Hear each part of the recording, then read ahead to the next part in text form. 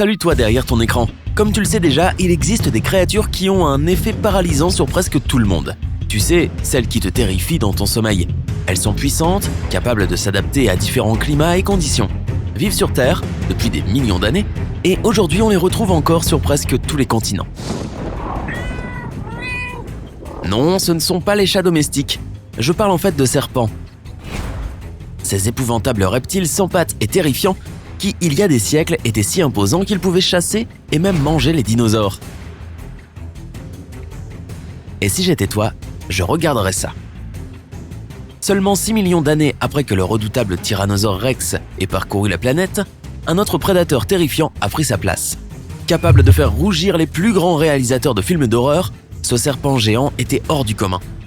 Je te présente Titanoboa, le plus grand serpent qui ait jamais vécu sur Terre. Il a vécu dans la jungle sud-américaine après l'extinction des dinosaures il y a environ 65 millions d'années. Mais l'âge n'est qu'un chiffre, n'est-ce pas? Et parlait-on vraiment d'Amérique du Sud à l'époque? Tu te souviens d'Anaconda? Non, pas cette fameuse vidéo musicale. Je parle du film Anaconda et du serpent qui était sur le point de dévorer Jennifer Lopez. Que dirais-tu si je te disais que le Titanoboa était encore plus grand que ce monstre? Selon les chercheurs qui ont découvert les restes fossilisés du serpent préhistorique au nord de la Colombie, les os de son squelette étaient aussi larges que la main d'un homme. À titre de comparaison, la vertèbre d'un anaconda moderne ne mesure qu'un peu plus de 2,5 cm de large. Oh! Les plus grands représentants de l'espèce Titanoboa ont atteint 12 mètres de long, soit presque autant qu'une semi-remorque et pesaient plus d'une tonne. De plus, au niveau de la zone la plus épaisse de son corps, le Titanoboa pouvait mesurer jusqu'à 1 mètre de large, ce qui signifie qu'il pouvait ainsi atteindre la même silhouette que celle d'un adulte. Lorsque les chercheurs ont examiné le site où les restes fossilisés ont été découverts, ils n'y ont pas trouvé un, mais 8 serpents préhistoriques monstrueux. Ils ont également réussi à déterminer ce qu'il y avait au menu pour ces créatures après avoir retrouvé les restes des ancêtres des crocodiles modernes et d'une tortue géante de plus de 1,8 mètre de long sur le même site. En effet, il s'avère que les énormes serpents étaient non seulement capables de manger des animaux bien en chair, mais qu'ils pouvaient aussi digérer les carapaces et les os. Le seul problème tenait au fait que ce processus prenait beaucoup plus de temps que la normale. T'as mangé une tortue, tu es pressé ou quoi? Malheureusement, il a été extrêmement compliqué pour les scientifiques de retrouver le crâne du Titanoboa. Le problème vient du fait que contrairement aux mâchoires, qui sont extrêmement puissantes en raison de leurs muscles, les os des serpents sont très fragiles. C'est pourquoi ils s'effritent généralement bien avant que les couches sédimentaires ne les recouvrent. Cependant, les chercheurs ont réussi à retrouver les restes de 28 serpents gigantesques, dont 3 fragments de crâne. Grâce à cette découverte, ils ont réalisé une réplique grandeur nature de la tête du serpent, ce qui confirme la théorie selon laquelle c'était l'un des plus grands prédateurs de son temps. Oh mon Dieu! En fait, s'ils avaient vécu à la même époque, le Titanoboa aurait pu sortir vainqueur d'un combat contre le T-Rex, le dinosaure le plus redoutable de l'époque qui était doté de mâchoires pouvant écraser une ossature, de pattes colossales et robustes et d'une queue servant à frapper ses proies et ses ennemis. De plus, le dinosaure avait une force de morsure égale à celle non pas d'un, mais de 2 grands requins blancs. De son côté, le Titanoboa avait des facultés de contraction incomparables. Lorsque le serpent géant serrait sa proie, la pression pouvait atteindre plus de 280 000 kg par mètre carré. En d'autres termes, les ennemis du serpent avaient l'impression que 3 tours Eiffel les écrasaient. C'est pourquoi si le serpent avait réussi à s'enrouler autour du T-Rex, il aurait facilement réussi à le faire tomber. Ah! Cependant, le serpent est apparu bien après que les dinosaures aient été effacés de la surface de la planète. C'est pourquoi sa nourriture principale se composait de petits serpents, de mammifères, d'oiseaux, de tortues, de crocodiles et de poissons pulmonés. Pas de burgers ni de frites. Bien que le Titanoboa semble être une créature fascinante, je suis content qu'il n'existe plus de nos jours. Mais qu'en est-il des serpents les plus longs et les plus puissants du monde moderne? Sont-ils vraiment beaucoup plus petits que les Titanoboa? Tout d'abord, rappelons que tous les plus gros serpents appartiennent aujourd'hui aux familles des pythons, anaconda et boa constricteurs, qui ne sont pas venimeux.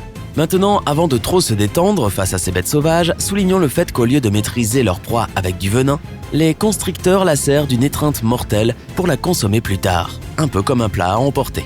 De nos jours, certains des serpents les plus longs sont des pythons. Juge-en par toi-même. Le plus grand python réticulé peut atteindre 8,8 mètres, ce qui est presque aussi long qu'un bus londonien. Les anacondas verts, qui vivent en Amérique du Sud, ne sont pas loin derrière.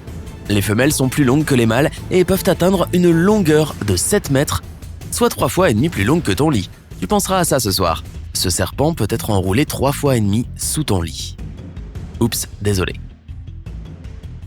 Dans tous les cas, l'anaconda vert est le serpent le plus lourd du monde. Avec un poids de 250 kg, il pèse 3 fois plus qu'un kangourou.